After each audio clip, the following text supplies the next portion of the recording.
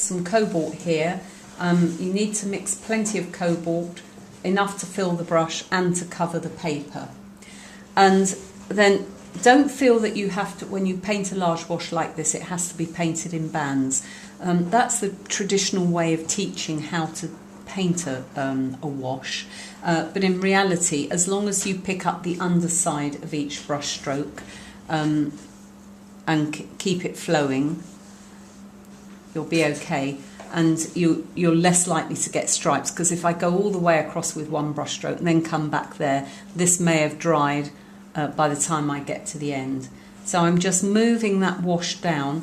I'm not flicking it down like that in a hurry, because these little pointy bits will dry very quickly. So just carry on moving that wash down, and you can see how quickly this brush will cover the paper. Keep stirring the cobalt because it's a heavy pigment, and some of it will sink into the bottom of the palette, and then you'll get pure pigment on the tip of your brush. Now the good thing about this big brush is that because it's got a good point, it will tackle outlining very easily. So I can outline and fill in. So I'm going to go down the side of the roof here, and got a nice fine line, but it's very wet. Can you see how wet that line is? Now if I were doing this with a small brush, that would have dried by now. But because that's stayed wet, it means I can go back and just keep that moving and fill in.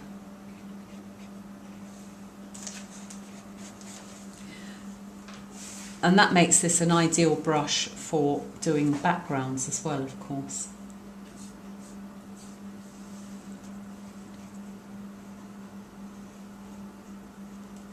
So this is dealing with not just the big wash, but with some fiddly detail as well. Now as I come down,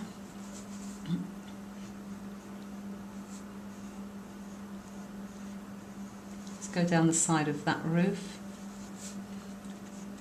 I'm going to stop at the edge of this shrub here, because I want there to be quite a lot of light on that edge.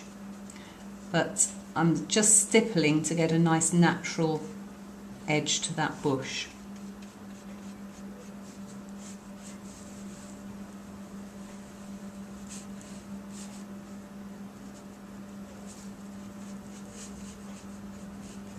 Okay, and then I'll let that dry, but I need to keep an eye on any paint collecting at the bottom there and take that out, because otherwise that will creep back up and give a back run. Not the end of the world in this particular painting, because there's going to be, at the next stage, there's going to be foliage going over the top.